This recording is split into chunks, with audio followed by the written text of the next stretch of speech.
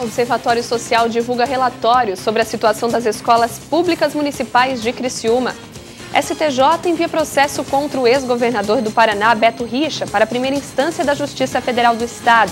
Segunda-feira é dia de conferirmos a previsão do tempo para o restante da semana na região. Na última reportagem da série Sal, Amigo ou Inimigo Oculto, vamos mostrar como manter a saúde em equilíbrio. E ainda uma reportagem especial sobre o café, a bebida que é a queridinha dos brasileiros. E no esporte, tudo sobre a estreia do Tigre na Série B do Campeonato Brasileiro. As notícias de Criciúma e do sul do estado de Santa Catarina você acompanha a partir de agora, no ar pela TV Primavera, Informe Região.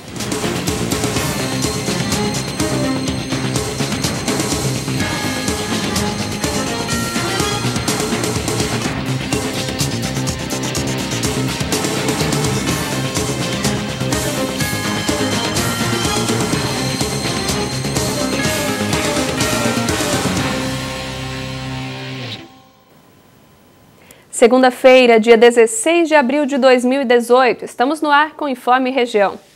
Um relatório sobre a situação das escolas da Rede Pública Municipal de Ensino aqui de Criciúma foi divulgado pelo Observatório Social. Os dados apresentam pontos que precisam ser ajustados pelo poder público. Confira na reportagem de Heber Vieira. A intenção do Observatório Social Criciumense é auxiliar o governo municipal e sugerir melhorias que possam ajudar no ensino municipal público.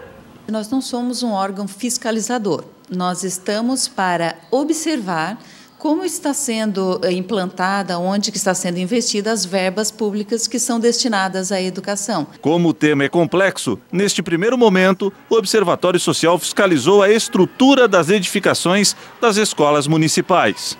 Ao todo, 72 escolas foram visitadas e todas passaram por um critério minucioso que avaliou a estrutura das edificações, infiltrações, encanamento, telhado, parte elétrica. Tudo foi estudado pelos técnicos do Observatório Social. A escola Professor Jairo Luiz Tomasi, no Jardim Angélica, acabou demonstrando o melhor desempenho, se tornou uma espécie de referência para o município. Porém, a situação nas demais instituições, infelizmente, é um pouco diferente. Além da qualidade do ensino, a preocupação com a integridade física dos alunos da rede estadual também foi levada em consideração. A coordenadora da Câmara de Estudos do Observatório Social se mostrou preocupada com algumas escolas que mostraram a necessidade urgente de reparos. Nós vemos estruturas de escolas que precisam realmente serem revisadas para evitar algum acidente maior, algum problema estrutural, né? Além de que a gente sabe que o ambiente onde a criança estuda, ele deve ser agradável, deve ser seguro, para que possa depois a gente analisar uma questão pedagógica. Além disso, o relatório ainda deflagrou improvisações em algumas instituições de ensino, o que compromete a educação. A questão alguns conjuntos populares que foram construídos sem um planejamento anterior pelo poder público, gerou uma demanda muito grande de crianças em algumas escolas. E para a acomodação dessas crianças, nós temos a desativação de salas que seriam para informática, para laboratórios, inclusive até para sala de professores, para poder estar colocando salas de aula. Agora, as sugestões serão enviadas ao poder público para que as soluções para a resolução dos problemas sejam encontradas. Porém, o projeto do Observatório Social não irá parar por aqui. Essa foi a primeira etapa, porque a gente precisa ver como que está a estrutura física e este ano nós pretendemos conhecer um pouco mais como que está sendo o investimento na formação continuada dos professores, dos gestores, para que o quanto que isso está sendo investido para qualificar e a oferta nos resultados da educação de Criciúma. O Superior Tribunal de Justiça enviou o processo contra o ex-governador do Paraná, Beto Richa, do PSDB, para a primeira instância da Justiça Federal do Estado. Richa perdeu o foro privilegiado quando renunciou ao cargo para concorrer às próximas eleições. No caso do ex-governador de São Paulo, Geraldo Alckmin, do PSDB, o inquérito foi parar na Justiça Eleitoral, fora do âmbito da Lava Jato. A determinação da Justiça gerou um comentário do ex-procurador-geral da República, Rodrigo Janot, difícil de engolir, disse Janot, sobre Alckmin ter ficado fora da operação. O ex-procurador-geral da República, Rodrigo Janot, tem ironizado a decisão tomada na última quarta-feira pela Procuradoria-Geral da República, agora sob o comando de Raquel Dodge, de pedir ao Superior Tribunal de Justiça para retirar o ex-governador de São Paulo, Geraldo Alckmin, do PSDB, do âmbito da Operação Lava Jato na capital paulista e passar a investigá-lo apenas por crime eleitoral. O nome de Alckmin apareceu nas delações premiadas que 3 executivos da construtora Odebrecht firmaram com o Ministério Público Federal. Segundo os delatores, o departamento de propina da empreiteira teria repassado 10 milhões de reais de Caixa 2 para campanhas de Geraldo Alckmin em 2010 e 2014. Na semana passada, para entrar na disputa a presidente da República, Alckmin renunciou ao cargo de governador e perdeu o foro privilegiado. A ministra Nancy Andrighi acatou o parecer emitido pelo vice-procurador-geral da República, Luciano Maris Maia, e determinou o envio do processo para a Justiça Eleitoral de São Paulo. Hoje, o jornal Folha de São Paulo divulgou que Geraldo Alckmin prestou depoimento por escrito em sigilo ao Superior Tribunal de Justiça antes do STJ dar encaminhamento ao caso. Tecnicamente difícil de engolir essa, escreveu Rodrigo Janot no Twitter ao comentar um post sobre o assunto nas redes sociais. Em resposta às declarações de Janot, o vice-procurador afirmou que é sempre um risco dar opiniões sobre investigações que estão em sigilo, sem ter acesso a elas. Na Justiça Eleitoral, Geraldo Alckmin responde apenas por Caixa 2 de campanha. Mas procuradores da Força Tarefa da Operação Lava Jato em São Paulo pediram para ter acesso às provas do caso, para verificar se há indícios para uma investigação criminal contra o ex-governador.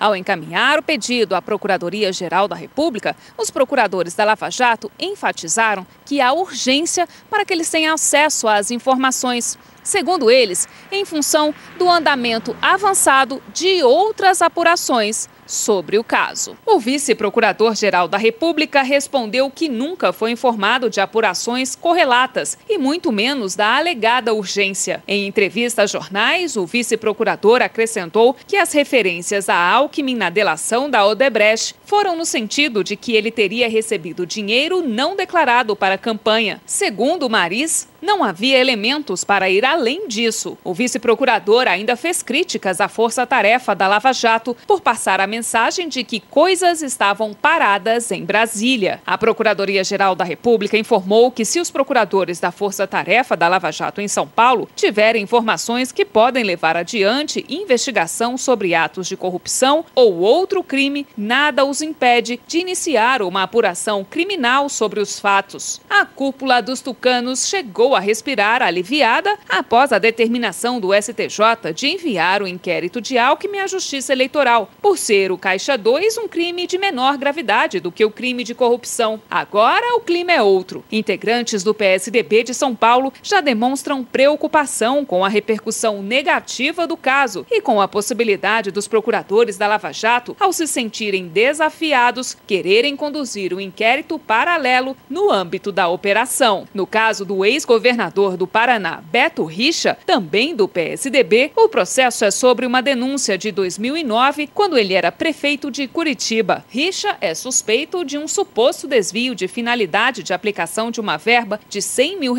para a reforma de unidades de saúde. Ele perdeu o foro privilegiado ao renunciar ao cargo de governador para concorrer nas próximas eleições. O caso estava no Superior Tribunal de Justiça. O ministro Herman Benjamin, do STJ, mandou o processo para a Justiça Federal do Paraná.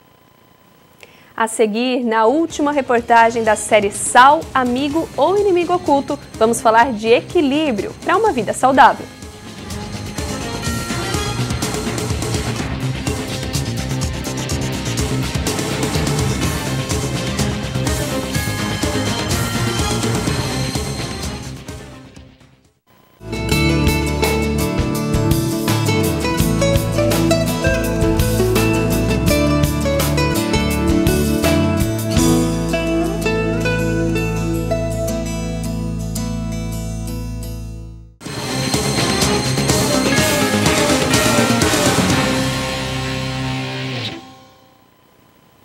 Hoje é segunda-feira, dia de conferirmos a previsão do tempo para o restante da semana aqui na região.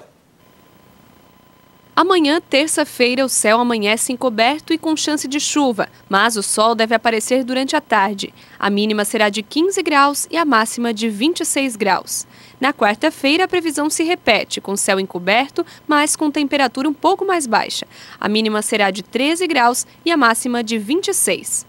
Na quinta-feira, predomínio de sol durante todo o dia. A temperatura mínima será de 15 graus e a máxima de 28. E na sexta-feira, sol durante todo o dia e sem previsão de chuva. Na região, os termômetros devem marcar entre 16 e 28 graus. As doenças cardíacas provocam uma morte a cada 40 segundos no Brasil. A hipertensão é um dos principais motivos. Culpa também do excesso de sal. Mas ele é importante para a vida. Por isso, na quinta e última reportagem da série Sal, Amigo ou Inimigo Oculto, você vai ver como é importante manter o equilíbrio.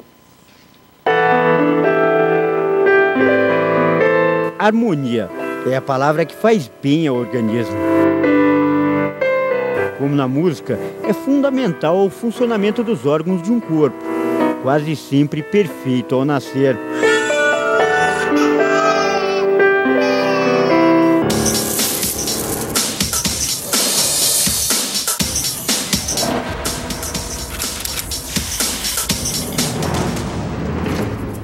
Você já conheceu a história da costureira Cátia Aparecida de Souza, que não pensa duas vezes quando tempera o arroz do dia. Lá vai uma colher de sopa cheinha de sal. Vive com hipertensão, mas não está preocupada. E olha que já passou por crises intensas. A pior que eu tive foi quando eu fiquei toda inchada do lado direito. Que eu me olhei e fui para o hospital toda inchada, sem você conseguir pegar uma coisa na mão, porque você já não tinha mais movimento, a força para nem segurar uma tesoura.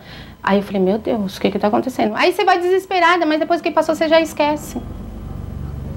Esse foi o pior. E quando dá as dores eu já sei, vai dar, mas daqui a pouco eu tomo remédio e vai passar. Eu só preciso do meu silêncio. Depois de 20 minutos eu tô de pé. Cai, mas levanta. Já a corretora Áurea Fogo pensa diferente. Ela ficou com medo dos efeitos da pressão alta. E hoje, na cozinha da família, não entra sal. E ela garante que a comida fica boa assim mesmo. Às vezes, até as pessoas que estavam próximos de mim falavam, não sei como é que você aguenta comer isso. Eu falei, é a minha saúde.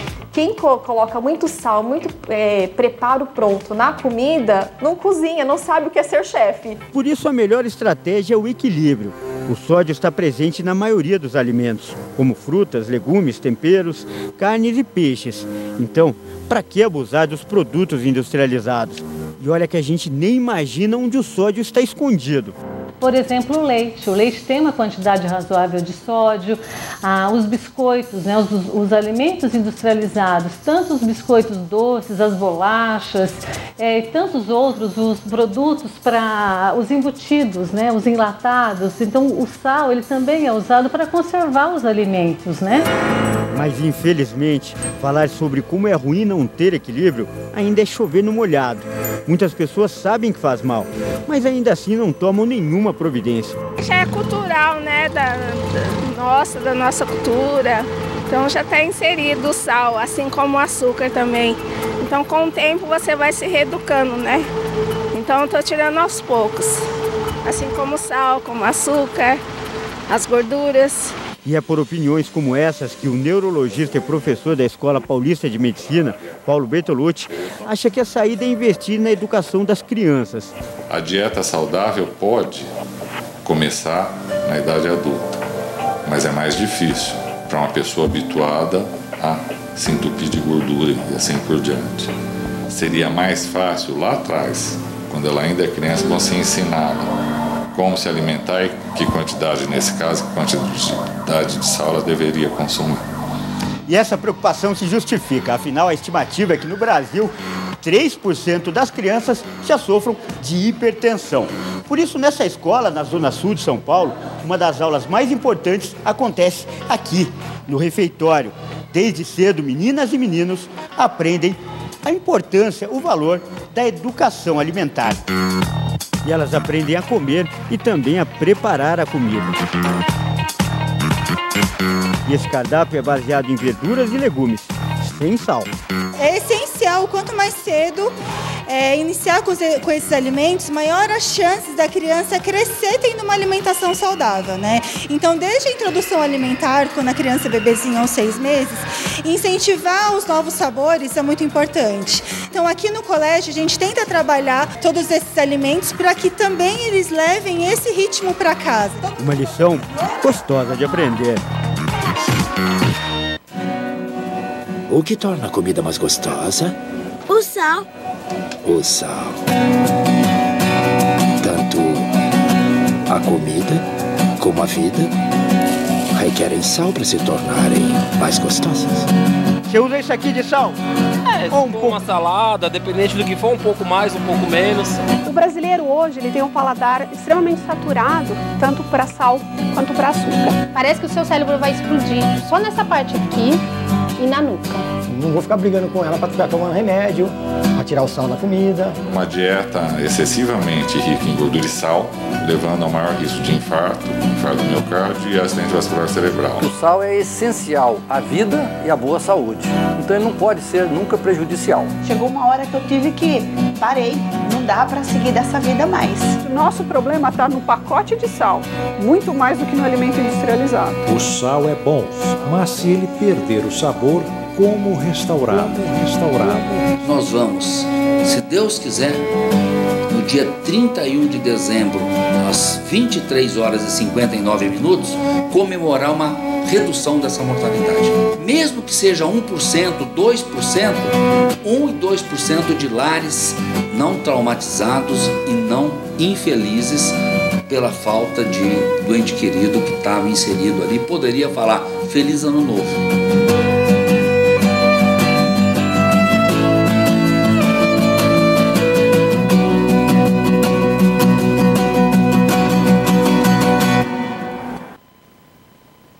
A seguir, a repercussão sobre a estreia do Tigre na Série B do Campeonato Brasileiro.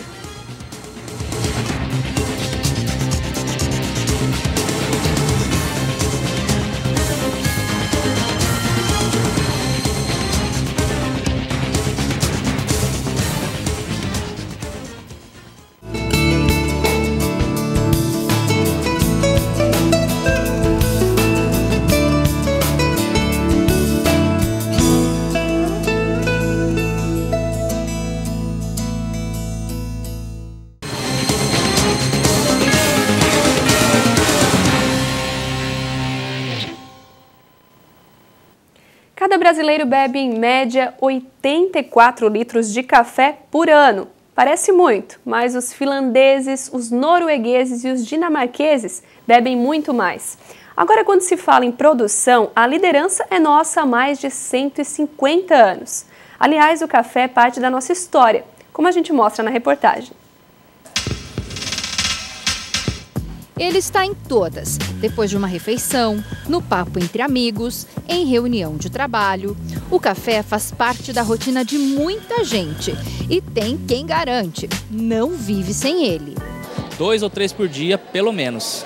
Como é que você gosta? Com leite, puro? Puro, expresso ou às vezes aquele de coador também. Para mim, ele é meu companheiro, então assim, eu me sinto muito à vontade, a gente é muito parceiros e realmente ele me alegra o dia todo. Eu realmente meu companheiro do dia. E o café não serve apenas como despertador. Especialistas garantem, o produto faz bem para a saúde. Ele pode ser usado como um pré-treino, por exemplo, para gerar energia. Ele pode ajudar em melhora de humor. Ele pode ajudar nessa parte até na parte da fome, em que você consegue modular em relação à parte da cafeína, que é um termogênico. Então, ele tem algumas funções positivas, sim. Porém, em excesso, e principalmente sendo feito ou sendo usado como no expresso, ele pode dar taquicardia, alteração de pressão arterial. Arábica ou Conilon? Você sabe a diferença entre eles? Que o Arábica, ele tem mais óleos essenciais, né? Ele deixa mais tempo o gosto de café no palato, ele deixa mais cremosidade, mais aroma. Então é isso. E o café gourmet, por sua vez, diferente dos outros cafés, é aquele café que vai deixar sua boca sem amargar, sem azedar, e vai deixar por mais tempo o gosto de café na sua boca, no seu palato. Aqui são torradas 1,5 toneladas de café arábica por dia. E tudo para o mercado nacional. É muito café. Nós abastecemos o mundo com café. Você que é um especialista em café, por que você acha que realmente essa bebida é uma paixão nacional? Não tem jeito, todo mundo gosta de um cafezinho, né? Pois é, quando eu quero convidar alguém para conversar, o que a gente conversa? Vamos degustar um café? Não é? O cultivo de café no Brasil começou no século XVIII e se tornou um dos principais produtos da nossa agricultura. Uma trajetória que é contada no Museu do Café, em Santos, no litoral de São Paulo, onde é possível conhecer alguns equipamentos utilizados para o cultivo do café na época, como o arado, usado para preparar a terra, o pilão, onde o grão era descascado, e o balaio, que servia para armazenar. Era nesse local que funcionava a Bolsa Oficial do Café, onde todos os negócios eram fechados. Aqui onde nós estamos era o coração da Bolsa Oficial do Café. Praticamente todos os grãos produzidos no estado de São Paulo eram negociados aqui. Para vocês entenderem como funcionava, nessas cadeiras maiores ficavam os presidentes do café, as pessoas que compravam. E nessas menores, os corretores, que representavam os grandes fazendeiros, vinham aqui para vender o café. Esse local funcionou de 1922 até o ano de 1957. A gente tinha essa centralização da negociação aqui, né, em Santos e no Porto de Santos, justamente por conta dessa facilidade da exportação. A gente está muito bem localizado aqui no Porto de Santos, então os armazéns já ficavam muito próximos aqui, tem a questão da ferrovia, então todo o desenvolvimento e a expansão urbana de Santos se dá justamente por conta desse negócio cafeeiro. Por uma questão logística, o principal ponto de saída do café brasileiro sempre foi o Porto de Santos. E isso desde a época dos barões do café. Hoje em dia não é diferente. Quase 90% do café brasileiro que é exportado para outros países sai daqui. E os principais destinos são Estados Unidos, Alemanha e Itália. E esse mercado do café é tão variado que a profissão de barista vem atraindo cada vez mais pessoas. É desse profissional a responsabilidade de definir se o café é de boa qualidade antes de chegar ao consumidor. Aqui eles aprendem desde a forma como deve se plantar um bom café, em que regiões que eu posso plantar um bom café, na onde que eu consigo ter esse acesso, a torrefação, a classificação, a degustação do café. Então é entender cada ponto e o que me faz realmente fazer com que eu tenha um bom café expresso também. Você tem essa vontade mesmo de abrir uma cafeteria, de colocar isso que você está aprendendo aqui em prática? Sim, e na minha cafeteria eu quero servir um bom café, né? E quero também que as pessoas que trabalhem comigo, os meus colaboradores, façam um bom café. E entendam também do que estão fazendo, né? Que isso é importante, a gente conhecer o que a gente faz. Alguns gostam dele fraco, outros preferem forte. Não importa, o aroma é irresistível. E com essas imagens, nem dá para discutir. O café é o queridinho do Brasil. E agora o esporte. O Criciúma já começou os treinamentos de olho na segunda partida pelo Campeonato Brasileiro, que é no sábado contra a Ponte Preta. Na última sexta-feira, o jogo de estreia, a equipe tricolor não conseguiu trazer a vitória para casa. Jogando em casa, o Atlético Goianiense queria mostrar para a torcida que tem condições de brigar por uma vaga na Série A do ano que vem. Logo aos 7 minutos, Alisson cruzou e Tito de cabeça avisou que daria trabalho na partida. O Criciúma respondeu. De fora da área, Jean Mangabeira tentou surpreender, porém, o tiro se perdeu pela linha de fundo. Novamente o Dragão, jogada costurada pelo lado direito, até que Fernandes mandou o chute, porém, a bola se perdeu pela linha de fundo, sem apresentar perigo ao goleiro Luiz. João Paulo, em cobrança de falta, pegou o goleiro Clever de surpresa. Belo gol. Criciúma 1-0.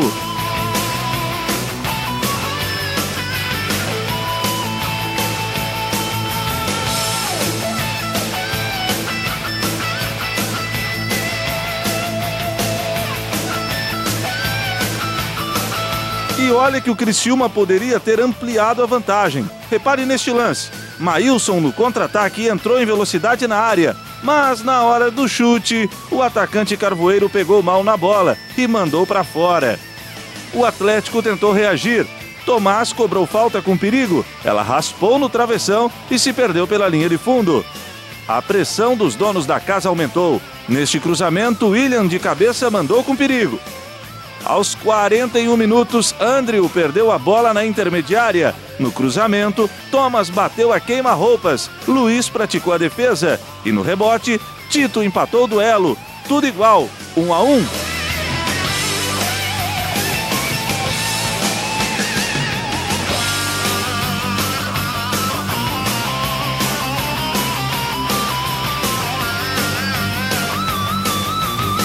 Logo no início do segundo tempo, o Atlético procurou a virada. Christian entrou driblando na área, mas, para a sorte de Luiz, desafinou na hora do chute.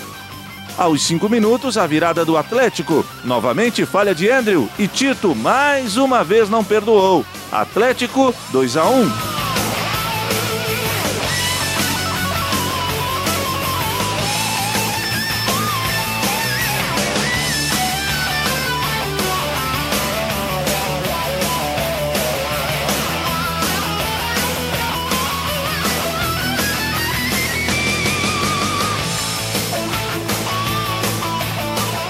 Aos 38 minutos, Thomas de fora da área mandou o chute e o goleiro Luiz aceitou. Dragão, 3-1.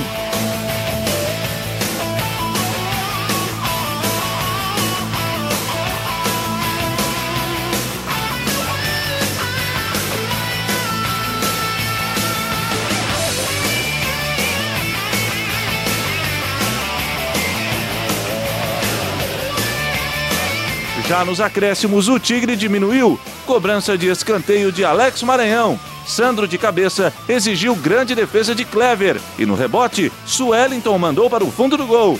Mas não havia tempo para mais nada. Final, Atlético Goianiense 3, Criciúma 2.